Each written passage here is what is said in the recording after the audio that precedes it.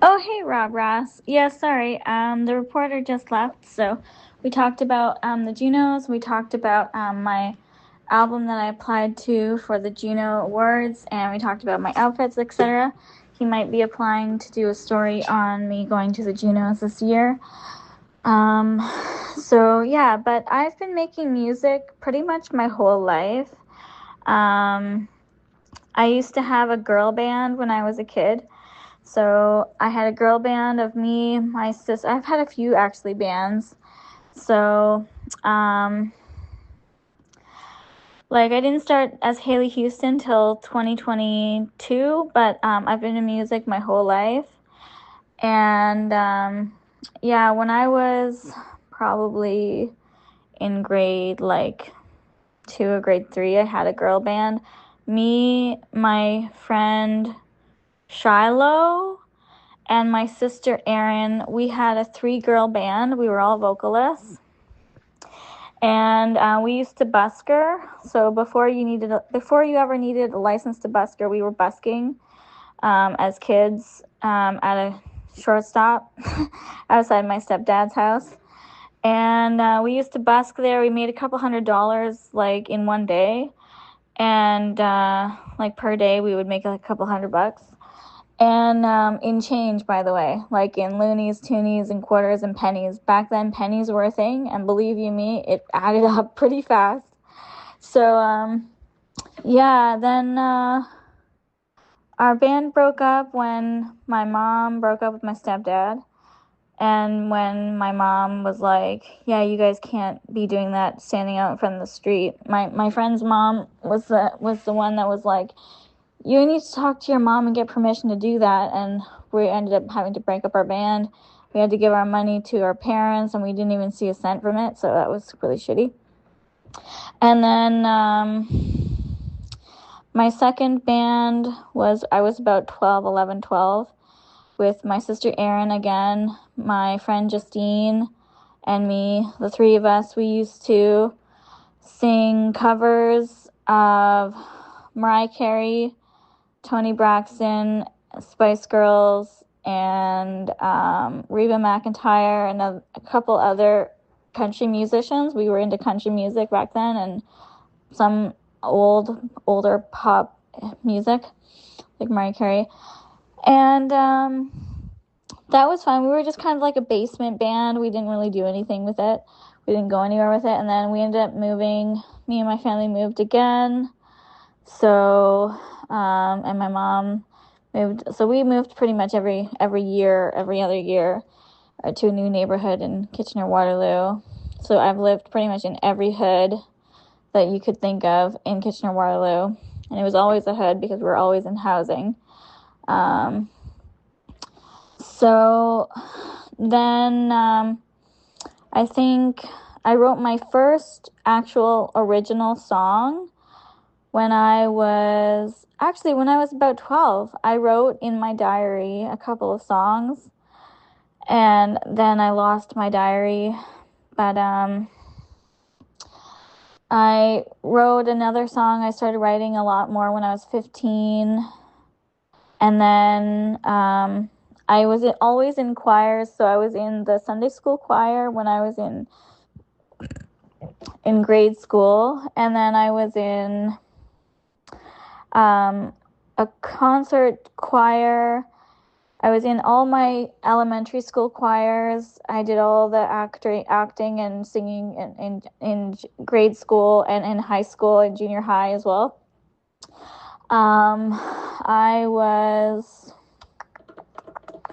was in a concert choir, a jazz choir, and I was in another choir in high school, and I had my own band again. In high school, I had a 2-person band.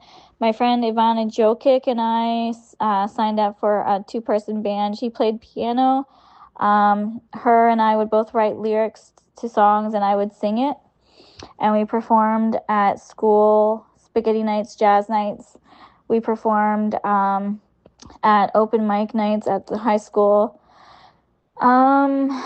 What else? I was in the arts program at Grand River Collegiate, and I was in the arts program at Eastwood Collegiate as well. And and I was in GRC Idol, so I was in Grand River Collegiate Idol. It's the same as Canadian Idol, but for high schools. So I performed there. I got to second place in GRC Idol, and then somebody else won the first prize. I didn't win anything for getting second prize. I just got recognized as winning second. Nobody really cared. But then I applied for Canadian Idol in 2005 or 2006, and I auditioned in a portable. I auditioned in a portable outside the Fairview Mall, and I think Ryan Seacrest was the host back then, and I tried out a couple times. I got through the first round of voting, and then I got through the second round of voting, and then by the third round of voting, I didn't make it past the third round of voting. I used to sing a lot of covers on my own time, just to my own therapy at home, and with my high school boyfriend that we moved in together when I was like 18.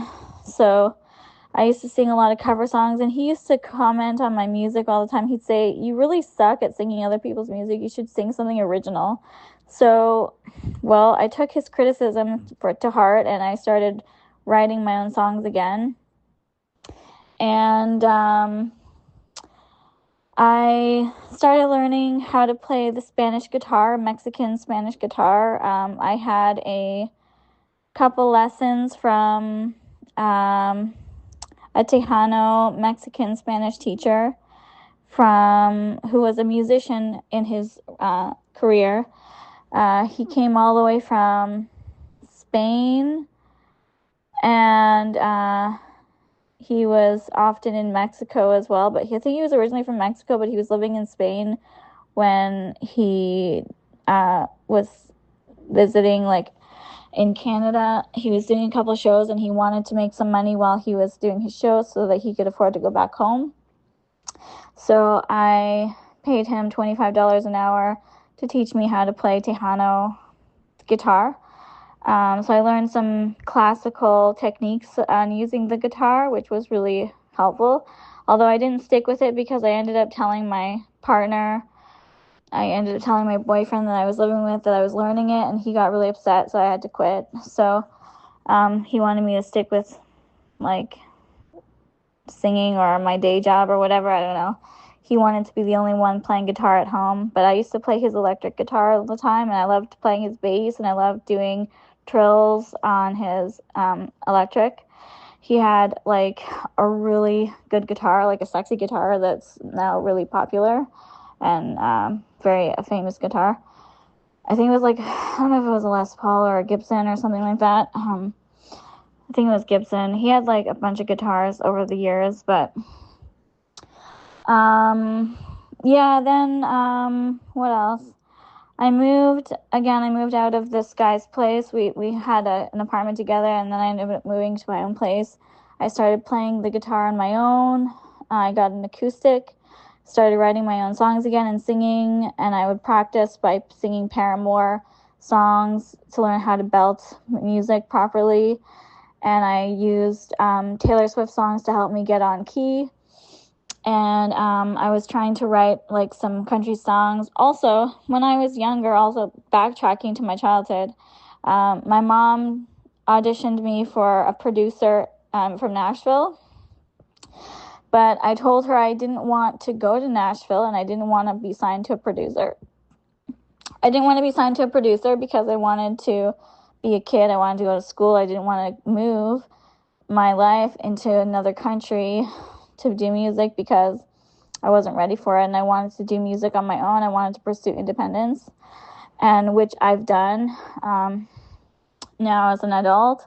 So yeah, fast forward back to me writing my own songs. I took a hiatus after 2012.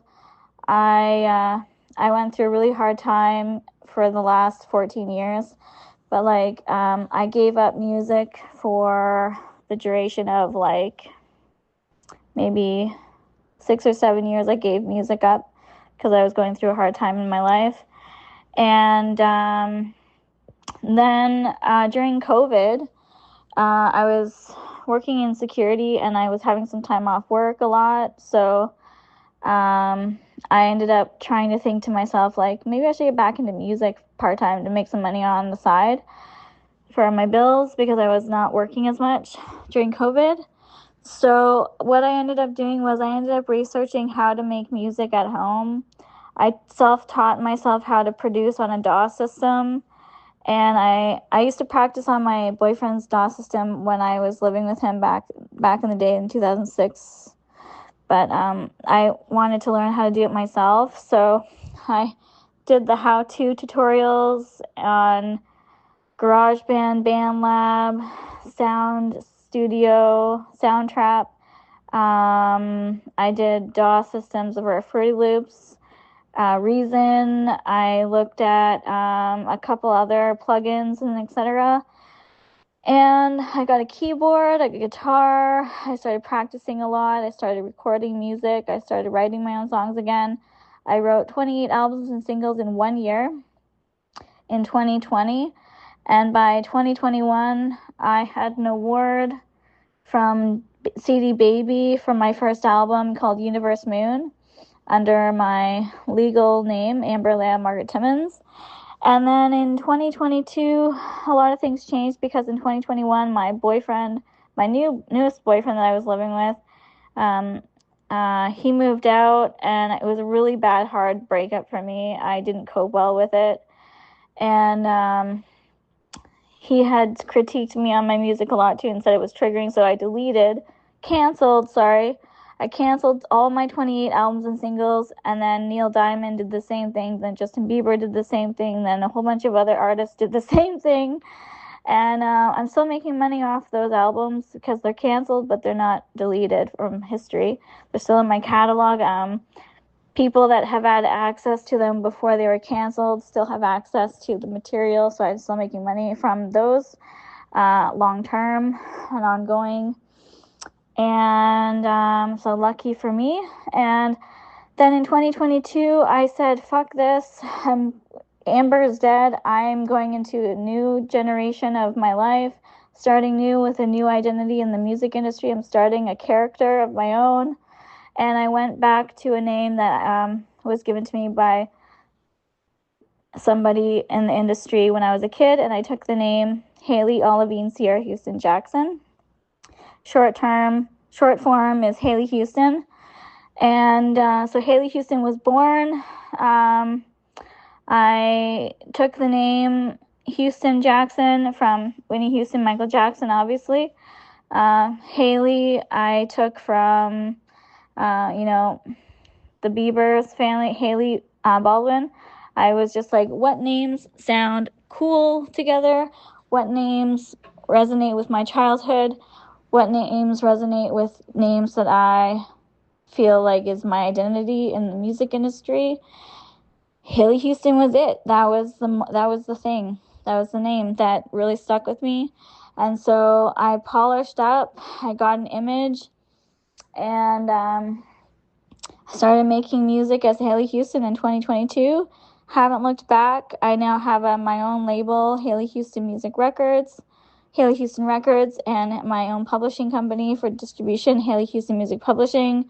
I serve several artists in Africa, two of them which are very active. I serve a couple other ones in other countries that are not as active, or at least with my label, they are active on their own, but they're not as active with my label, so I don't really count them.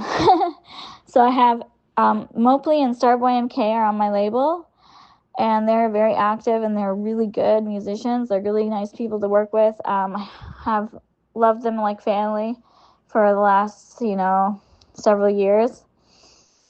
I guess it's 2022, 23, 24, 25, 26, 4 years. 4 years I've been with these people under my label. And we met around the same time I became Haley Houston, and we were all just artists. We were just helping each other. And then I got in a feud with one of the artists I was trying to help, and she said, "You're not even a real label." She's like, you don't make real music. You take other people's music, blah, blah, blah. She was making some accusations and trying to screw up my reputation. So I said, screw you. I blocked her. And then I started my label because I'm like, you know what? I'm going to take her criticism. I'm going to put it in my mind and I'm going to make it reality, which I've done. And it's becoming successful. In my first year as a label, I was recognized as a new and up-and-coming label on Spotify and on social media, on streaming platforms. And then I went under the radar again, kind of like on a hiatus because my artists weren't putting out music. I was struggling with my distribution companies. I was with Sepulchral Silence for a while. I was with CD Baby. Sepulchral Silence kind of chucked me out of money. They thought I was scamming them, so they ended up firing me from their company. So they kept my music, and they're still making money off my music from that era of time. But yeah, I'm totally booted off their platform. So I was with United Masters as well. I was doing pretty good with them. But now I charge people money for their platform, and so does CD Baby. Ditto does too, but I can go there as a label and have multiple artist profiles, which are really easy to work with. Ditto Music, I think, is the best platform for me, for me and my artists as a label. However, it doesn't distinguish me as a label. Like, I can't put Haley Houston Records. I can put Haley Houston Music Publishing, but there's no space for a label. Like, there's a space for publishing. There's only one space. There isn't a space for publishing and label. So I have to make a decision then, because my company, Haley Houston Music Publishing, is registered as a business. I have to put that instead of records. But I want to get Haley Houston Records, the name, registered as a full label. And yeah, and now I was up for Juno last year, didn't win, and I didn't go to the Junos last year, but I got in the papers. I've been on Hip Hop 21 or something like that. I've been on a couple podcasts, and yeah, and I'm going to the Junos this year, March 29th in Hamilton, Canada. Hamilton, Ontario, Canada. I'm coming. So yeah, that's the story. That's my life. That's my journey in music, and hope that it makes impact with you.